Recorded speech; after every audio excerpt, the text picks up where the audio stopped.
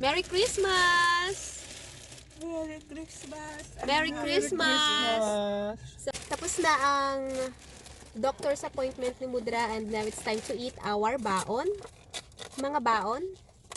Ito po ay mga kakanin. So, ito rin yung mga kakanin na kalimitang inihahanda sa araw ng Pasko. First kakanin we have is, what's that?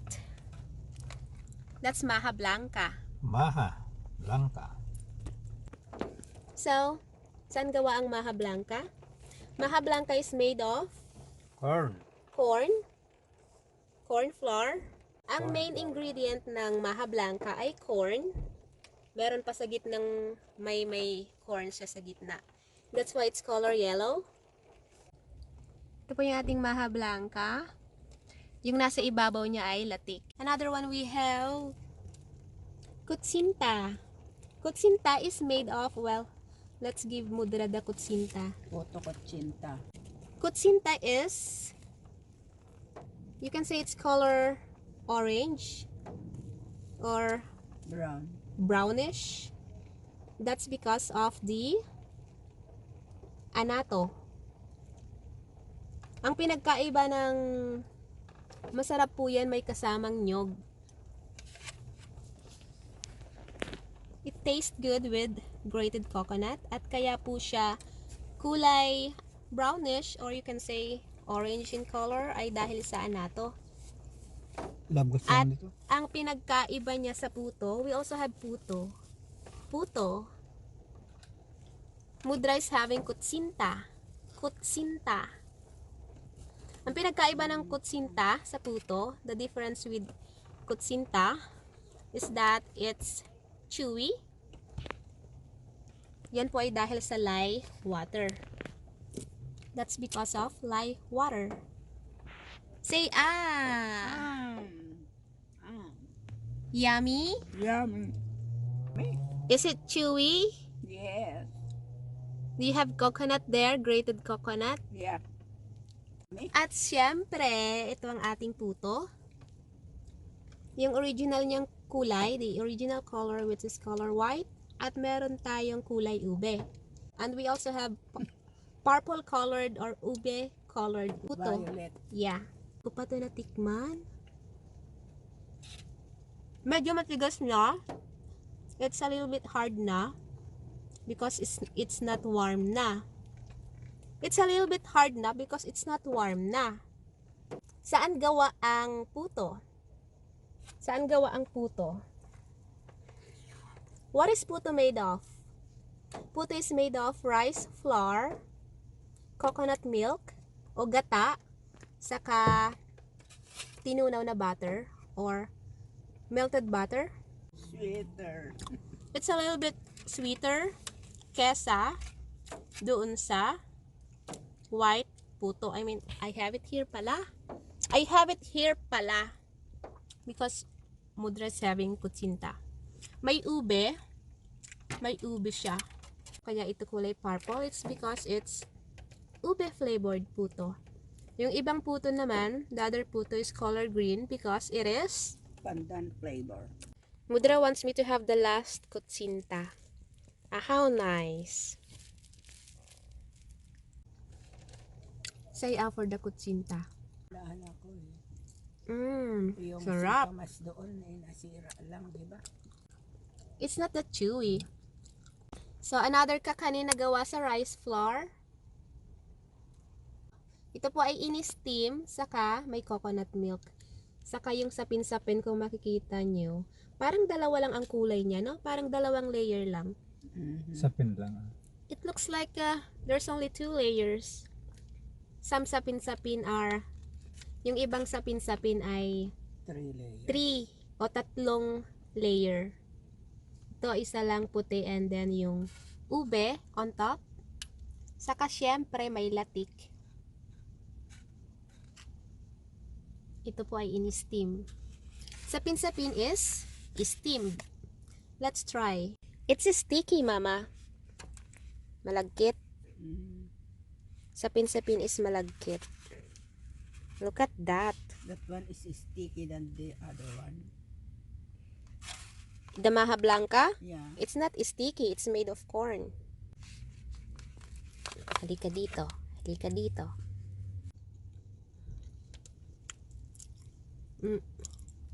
Tamis? Sticky and sweet. You wanna try? Yes? Yeah. So, Mudra tried the Yummy. sapin-sapinan, Mudra. Sarap? Yummy, yeah. Masarap. Yung nasa ibabaw po, I forgot to say, yan po ay latik. So, what's latik? If you guys have tried making coconut oil, latik is the brown what?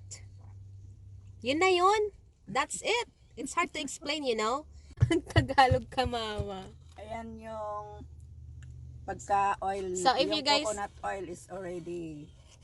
If the coconut oil is already oil, If the coconut, It comes out the coconut oil. milk, so if you guys it's already cooked have you into tried oil. making Yeah. coconut oil? You're Ayan going to yung have this. residue. Yeah. Oh my goodness, that's hard to explain, no? That's hard to explain, no? Ayan ang natitira doon. Yeah. Pag tinanggal mo na yung langis. So that's latik. Tagalog, latik. Why is it called sapin-sapin? So sapin, you put something on top Oo. and then another layer. That's why it's called sapin-sapin. Because it is layered. Layered. Ang ating susunod ay pichi-pichi. Pichi-pichi, which I made, I think it's about 2 days ago na. Look at Yeah. that. It's round. It is made of Kasaba. balinghoy or cassava. And that's grated coconut. Lye water, pero ginamit namin. We don't have lye water, so we just used baking mix. Instead of using tubig, imbis na gumamit kami ng tubig, gumamit kami ng buko. We used buko juice.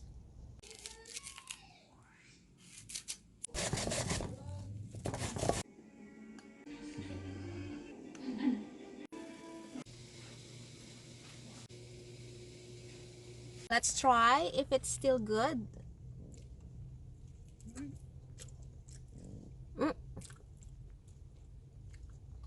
Ayan po ang pichi.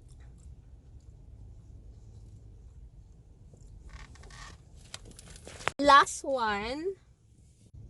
Pudra's special recipe. Charan! Bibingka. Bibingka, this is another rice cake, guys. It is made of rice flour. Diba? Rice flour. Tinunaw na butter or melted butter. Ito po ay grated coconut yung nasa top niya. Saka syempre meron siyang itlog. Egg.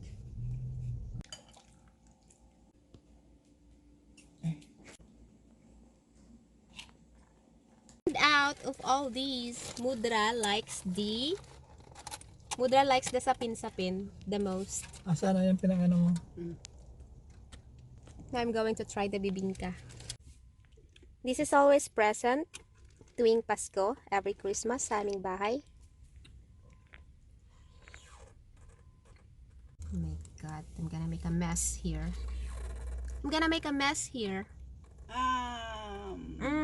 Delicious. Yummy. We're gonna make them hungry. The viewers. Ito po.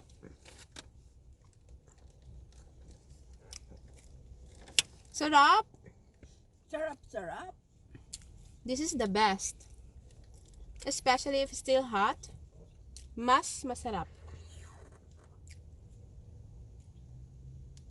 So, Sarap.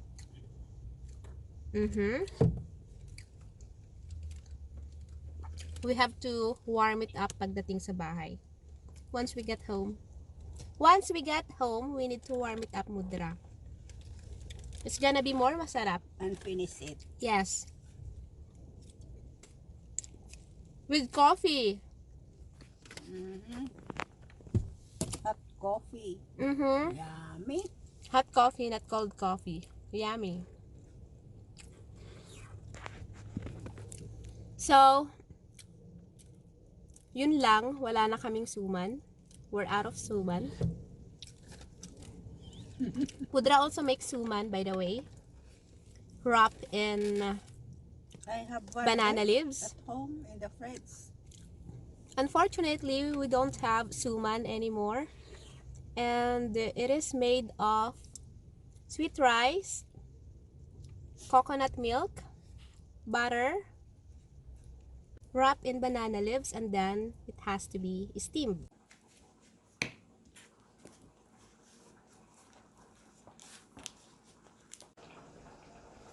I'm going to include some video clips nung some of the recipes, some of the kakanin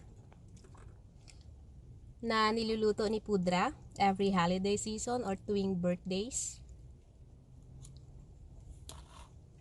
Merry Christmas. So that's all the kakanin. We only have 6 or 7, but there's a lot more. I'm going to put a link down below sa comment section. Ipipin ko. Para po maging familiar kayo. So, malaman nyo kung ano yung mga kakanin na makikita nyo o nakita nyo na sa mga Filipino handaan. Especially ngayong Christmas at sa New Year. Maligayang Pasko sa inyong lahat. Maligayang Pasko!